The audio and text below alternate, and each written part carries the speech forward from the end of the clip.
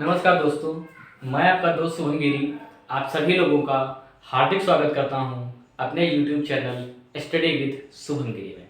जैसा कि आप सभी लोग जानते हैं, मैं रोज आपको एक वीडियो दे रहा हूं इतिहास के विभिन्न टॉपिक्स के ऊपर कि जो ऐसे टॉपिक जो हमारी परीक्षा की दृष्टि से बहुत ही ज़्यादा इम्पोर्टेंट हैं। और आज भी मैं आपके सामने दोस्तों एक और बहुत ही महत्वपूर्ण टॉपिक लेकर के आया हूं, काकोरी कांड, जिसका हाल ही में उत्तर प्रदेश सरकार ने नाम बदल करके कर दिया है काकोरी ट्रेन एक्शन।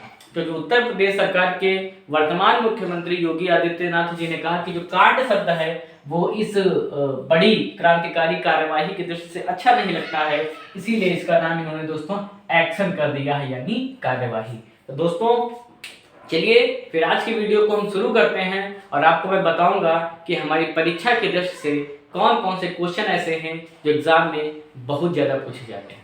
एक बात दोस्तों याद रखिएगा, ये जो घटना घटी थी ये 1925 में घटी थी और आपको याद होगा कि चौरी चौरा कांड की घटना 1922 के बाद जब असहयोग आंदोलन समाप्त हुआ तो हमारे क्रांतिकारियों के अंदर एक रोष था।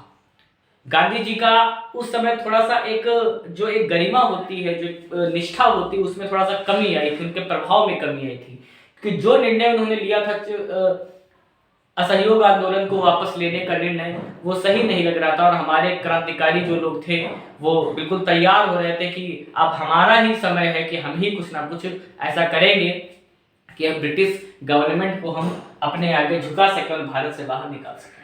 तो पहला दोस्तों जो एग्जाम में बहुत ज्यादा सवाल पूछा जाता है कि काकोरी कांड की घटना कब घटी थी। दोस्तों याद रखिएगा, काकोरी कांड यानी काकोरी ट्रेन एक्शन जो हुआ था 9 अगस्त 1925 को हुआ था। दोस्तों डेट याद हो गई, उम्मीद है याद हो गई होगी। 9 अगस्त 1925 को काकोरी ट्रेन एक्शन हुआ था। कहाँ हुआ था दोस्तों? हमारा ही जिला, अपना जिला है लखनऊ, उत्तर प्रदेश की राजधानी।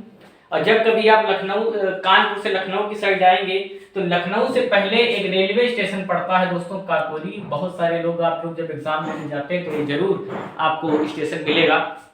बहुत सारे लोग सेल्फी वगैरह डाल करके डालते हैं फेसबुक पे, तो देखिए ये वही काकोरी है, बिल्कुल जी वही ये काकोरी रेलवे स्टेशन है। ठीक है दोस्तों, तो 9 अगस्त 1925 को लखनऊ के काकोरी रेलवे स्टेशन पर यह लूट की गई थी।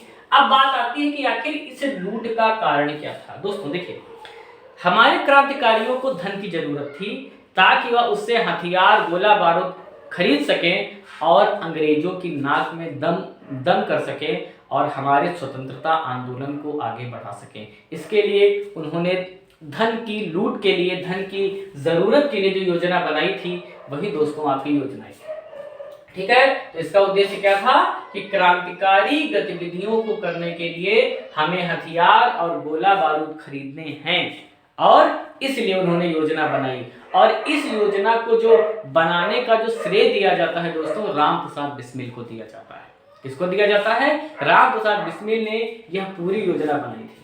एक क्वेश्चन दोस्तों एग्जाम में पूछा था एक बार कि जो काकोरी ट्रेन एक्शन हुआ था इसमें कहां के हथियारों का प्रयोग हुआ था दोस्तों? तो जर्मनी की 4 मौजरों का प्रयोग इस लूट में किया गया था। ये नई प्रकार की बंदूकें मौजरे मार्केट में आई थी जिसके पीछे लकड़ी का बट लगा होता था और इनका प्रयोग बिल्कुल जैसे कि वो पुराने जमाने की जो होती थी उससे काफी आधुनिक तरीके से ये बनी हुई थी जर्मनी की। दोस्तों जर्मनी की जो बंदूकें आज भी पूरे वर्ल्ड में फेमस है। ठीक है दोस्तों, तो जर्मनी की बनी 4 मौजरों का प्रयोग इस लूट में किया गया था। अब बात आती है कि आखिर यह योजना जो तैयार की थी किसने तैयार की थी दोस्तों? तो यह योजना जो पूरी तैयार की थी हिंदुस्तान रिपब्लिकन एसोसिएशन, जिसको शॉर्ट फॉर्म में दोस्तों HRA बोलते हैं। क्या बोलते हैं? HRA बोलते हैं, ने तैयार की थी।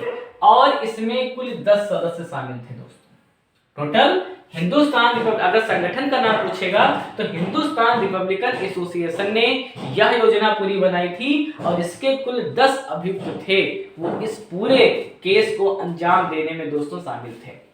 अगर हम इस पूरी घटना का सर्वे शर्मा कहें कि जिसने इस पूरी योजना को तैयार किया था तो वो थे हमारे बहुत ही महान क्रांतिकारी दोस्तों राम प्रसाद बिस्मिल जी ने।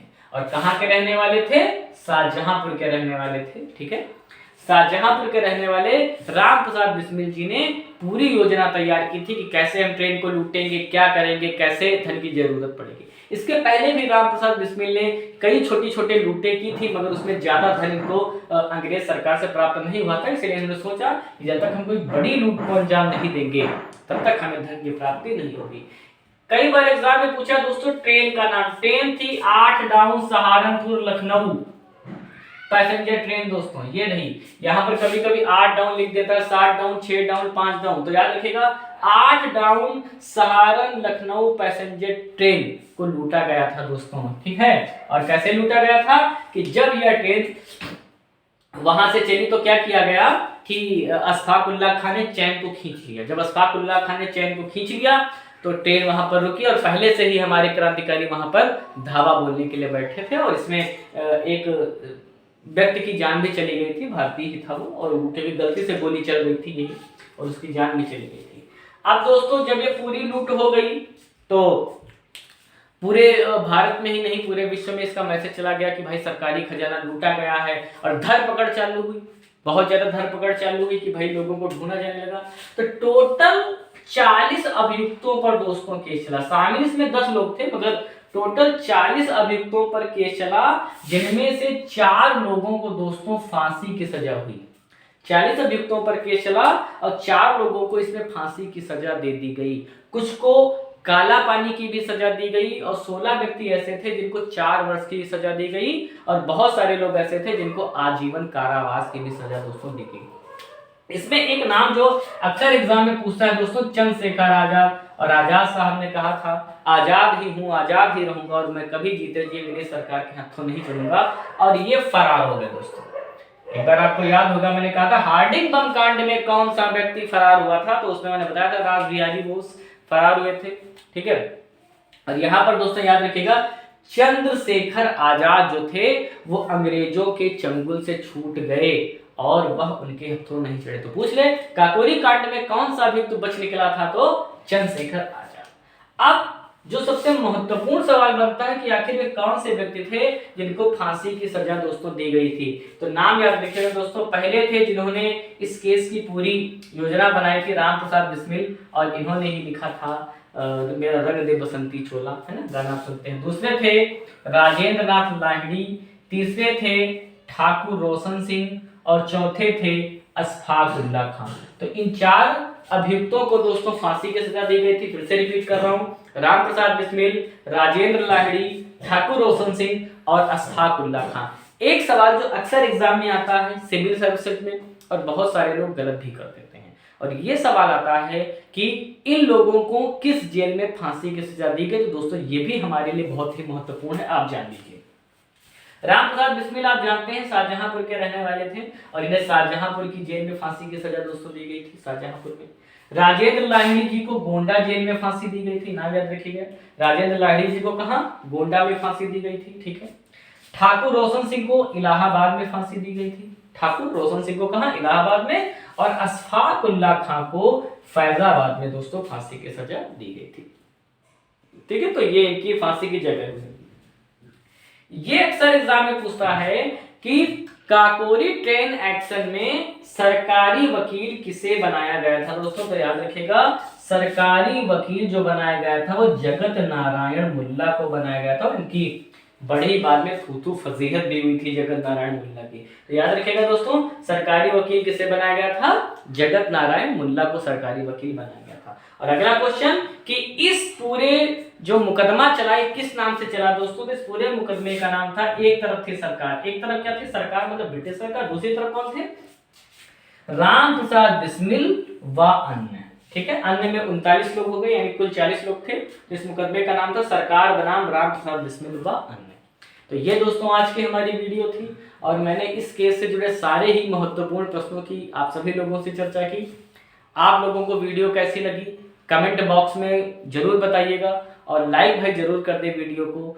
और ज़्यादा अच्छी लगी हो और आपके दोस्त कोई सरकारी नौकरी की तैयारी कर रहे हो तो उनको ये वीडियो हमारी जरूर शेयर करिएगा। और सबसे महत्वपूर्ण बात, अगर अभी तक आपने मेरे चैनल को सब्सक्राइब नहीं किया है तो प्लीज़ आप मेरे चैनल को सब्सक्राइब करें और अपना सपोर्ट हमें देते रहें और बेल आइकन को जरूर प्रेस कर दें ताकि मेरी सभी वीडियो की नोटिफिकेशंस आपको मिलती रहें। तो चलिए दोस्तों कल फिर मिलेंगे एक नई वीडियो के साथ और शाम को मिलेंगे अपनी लाइव क्लास के साथ 7:30 बजे। आप बिल्कुल भी जुड़ना ना भूलें। तब तक मेरे साथ बोलिए दोस्तों, जय हिंद, जय भारत।